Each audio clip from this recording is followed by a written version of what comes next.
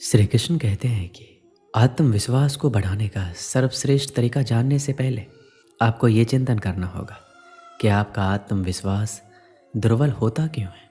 यदि आपने कारण को खोज लिया तो उपाय भी निकल ही आएगा। मैं आपको बताने जा रहा हूँ वह अमूल्य तरीका जो दुनिया में सर्वश्रेष्ठ मोटिवेशनल स्पीकर के द्वारा बताया गया है। वो मोटिवेशनल स्पीकर हैं स्वयं भगवान श्री कृष्ण, जिन्होंने अवसाद से ग्रसित और युद्ध से विमुख एक महान योद्धा को केवल एक गीत के द्वारा फिर से युद्ध के लिए तैयार कर दिया। सबसे पहले तो आप ये बताइए कि सबसे अधिक आत्मविश्वासी किस उम्र के लोग होते हैं? बच्चे, किशोर, युवा या वृद्ध? मेरे अनुसार बच्चे हमेशा खुश क्यों रहते हैं? क्योंकि वह कोई भी काम करते समय सफलता और असफलता के विषय में विचार नहीं करते। दूसरी बात, वह किसी को प्रभावित करने के लिए कोई काम नहीं करते, ना ही किसी को नाराज करने के लिए। अर्थात बच्चे दूसरों की नज़रों से अपने आप को नहीं देखते। ऐसा बेपरवाह अंदाज आपके अंदर भी था जब आप बच्चे थे, लेकिन उसे आपने गंवा दिया। फिलहाल आप कुछ बनना चाहते हैं, कुछ दिखाना चाहते हैं, प्रशंसा चाहते हैं और अपमान से डरते हैं। इन चीज़ों के अलावा और क्या है जो आपके आत्मविश्वास को कम करती है?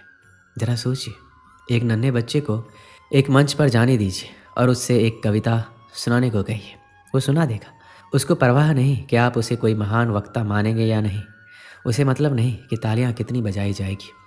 उसने तो ये भी नहीं सोचा होगा कि इस कविता को सुनाने से मुझे क्या लाभ, क्या हानि होगी। लेकिन आप कोई भी काम या कोई चीज़ की शुरुआत करने से डरते हैं। आत्मविश्वास बढ़ाने के लिए खुद पर यकीन करने का मंत्र जाप कीजिए। आपके आसपास जितने नेगेटिव लोग हैं कहते हैं वो काम तुमसे नहीं हो सकता या वो चीज़ तुम नहीं पा सकते, तो उनसे दूर हो जाइए। और दूर ना हो सके तो उनके नेगेटिव एनर्जी को खुद के पॉजिटिव में बदल डालिए।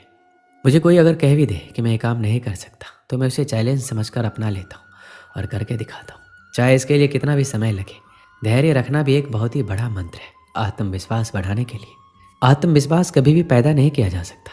ऐसा कभी नहीं होगा कि आप एक दिन रात को सोएं और सुबह उठकर आत्मविश्वास आ जाए। चलिए पहले समझते हैं आत्मविश्वास है क्या। आत्मविश्वास का मतलब है खुद पर विश्वास करना। अब स्वयं पर कैसे विश्वास किया जाए, इसको दूसरों के उदाहरण से समझते हैं। मान लीजिए आपका कोई मित्र है जिसको आपने पैसे उधार दिए हैं और 1 महीने के बाद वो आपके पैसे वापस लौटा देता है और अक्सर ये सिलसिला चलता रहता है। आप उसको पैसे दे भी देते हैं क्योंकि आपको उस पर विश्वास है कि वो लौटा देगा। और इसी तरह हमारा दिमाग एक तरह से उधार लेने वाले बैंक की तरह काम करता है।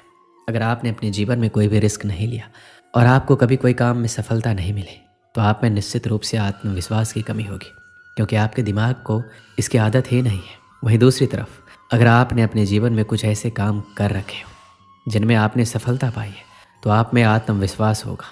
युवाओं में ये समस्या आम है, लेकिन ये कोई बहुत बड़ी समस्या नहीं है जिसका हल संभव नहीं है। जिस प्रकार रस्सी के आने जाने से कठोर पत्थर पर भी निशान पड़ जाते हैं, उसी प्रकार बार बार अभ्यास करने पर भी मूर्ख व्यक्ति भी एक दिन कुशलता प्राप्त कर लेता है। निरंतर अभ्यास कुशल व्यक्ति को पूर्णतः पारंगत बना देता है। अभ्यास के आवश्यक शारीरिक और मानसिक दोनों कार्यों में समान रूप से पड़ती है। लोहार, बढ़ई, सुनार, दर्जी, धोबी आदि का अभ्यास साध्य है। दर्जी का पुत्र पहले ही दिन बढ़िया कोट पैंट नहीं सिल सकता। इसी प्रकार कोई भी मैकेनिक इंजीनियर भी अभ्यास के द्वारा ही अपने कार्य में निपुणता प्राप्त करता है। विद्या प्राप्ति के विषय में भी यही बात सत्य है। जिस प्रकार रखे हुए शस्त्र की धार को जंग खा जाती है, उसी प्रकार अभ्यास के अभाव में मनुष्य का ज्ञान कुंठित हो जाता है और विद्या नष्ट हो जाती है। अभ्यास के बल पर मनुष्यों ने विशेष सफलता पाई। एकलव्य ने गुरु के अभाव में धनुर्विद्या में अद्भुत योग्यता प्राप्त की। कालिदास वर्ज मूर्ख थे, परंतु अभ्यास के बल पर संस्कृत के महान कवियों की श्रेणी में विराजमान हुए। वाल्मीकि डाकू से आदि कवि बनने में सफल हुए। ये तो स्पष्ट हो चुका है कि अभ्यास सफलता की कुंजी है, परंतु अभ्यास के कुछ नियम हैं। अभ्यास निरंतर नियम पूर्वक और समय सीमा में होना चाहिए। यदि एक पहलवान एक दिन में 1000 दंड निकाले और 10 दिन तक एक भी दंड ना निकाले तो इससे कोई लाभ नहीं होगा। अभ्यास निरंतरता के साथ साथ धैर्य भी चाहता है। एक आत्मविश्वासी व्यक्ति वही करता है जो उन्हें सही लगता है, भले ही वह अलोकप्रिय हो। वह अपनी गलतियों को स्वीकार करता है और उनसे सीखता है। जब आप में आत्मविश्वास खोने लगे तो आप अपने आप से बात करें। आप कभी भी आत्मविश्वास महसूस नहीं करेंगे।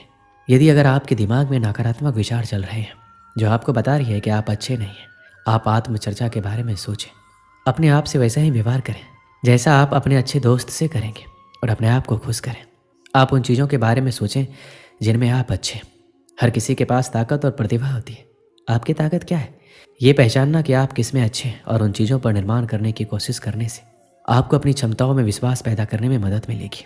इसके अलावा कुछ ये भी कहते हैं कि आपको उन कमियों पर काम करना चाहिए जिससे आपको वास्तव में डर लगता है। डर लगना सामान्य है, मगर डर कर किसी काम को करना ही नहीं है। ऐसा सोचकर छोड़ देना उचित नहीं है। यह आपके आत्मविश्वास पर नकारात्मक प्रभाव डालता है। इसलिए ऐसा काम करना चाहिए जो आपको हर दिन डराता हो। किसी और की मदद करना अक्सर हमें अपने बारे में भूलने और हमारे पास जो कुछ भी है उसके लिए आभारी महसूस कराने में सक्षम बनाता है। जब आप किसी और के लिए कुछ अलग करने में सक्षम होते हैं तो अपनी खुद की कमजोरियों पर ध्यान केंद्रित करने के बजाय स्वयं को सलाह देने, सहायता करने या सिखाने के लिए स्वयं सेवक बनिए और आप देखेंगे कि इस प्रक्रिया में आपका आत्मविश्वास अपने आप बढ़ेगा। एक बार की बात है, एक युवक ने स्नातक की पढ़ाई पूरी की। उसमें स्वाभिमान कूट कूट कर भरा था। उसने विश्वविद्यालय की शिक्षा भी अपने श्रम और मेहनत से पैसे जुटाकर पूरी की, लेकिन अब उसके पास कुछ भी पूंजी शेष नहीं थी। पढ़ाई करने के बाद बाहर नौकरी खोजने गया। कई महीनों तक उसे नौकरी नहीं मिली। वह निराश हो गया। पैसे खत्म हो जाने के कारण उसे 2 दिन से खाना भी नहीं मिल पाया था। किराया ना देने की वजह से उसे अपना कमरा भी छोड़ देना पड़ा। अब वह रात में पार्क की बेंच पर सोने लगा। उसे निराशा ने घेर लिया था और उसे अपना जीवन बेकार लगने लगा। वह नौकरी ढूंढने के लिए जहाँ भी जाता उसे नौकरी नहीं मिलती। अंत में उसने निराश होकर नौकरी ढूंढना ही छोड़ दिया। उसे लगा कि उसके जीवन में अब प्रकाश की एक किरण भी नहीं बची। अब उसके कपड़े भी फटने लग गए थे। पैसों की कमी, भूख के कारण उसकी दशा बहुत ही बिगड़ती जा रही थी। इस वजह से नौकरी में जाने के लिए इंटरव्यू देने का आत्मविश्वास भी उसके पास नहीं बचा था। काफ़ी कोशिशों के बाद उसे एक रद्दी से होटल में बर्तन मांजने की नौकरी मिली। इससे उसे जैसे तैसे खाने को तो मिलने लगा, लेकिन अब भी उसे सोने के लिए पार्क की बेंच पर ही जाकर सोना पड़ता। वह एक रात अपने भविष्य की चिंता में लेटा हुआ था। अचानक उसे आसमान में लाल मोटे मोटे अक्षरों में लिखा हुआ दिखाई दिया, अपने आप पर विश्वास रखो। वह सारी रात सो नहीं सका और व्याकुलता से सुबह होने की प्रतीक्षा करने लगा। सुबह होते ही उसने अपने मन में वह पुनः बात दोहराई, अपने आप पर विश्वास रखो। वह उठा, नदी किनारे गया। वहाँ जाकर अच्छे से मुंह हाथ धोया और दाढ़ी बनाई।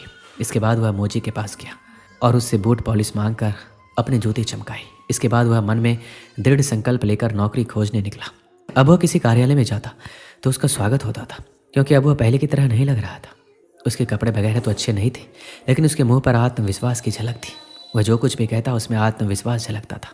सौभाग्य से उसे नौकरी मिल गई। नौकरी इतनी अच्छी नहीं थी जितना वह चाहता था, लेकिन फिर भी काफ़ी अच्छी थी। सबसे बड़ी बात ये थी, वह अपनी समस्या को सुलझाने में सफल रहा। इस कहानी से हमें क्या सीख मिलती है? कई बार व्यक्ति परिश्रम तो कर रहा होता है, लेकिन उसे उसका फल प्राप्त नहीं होता।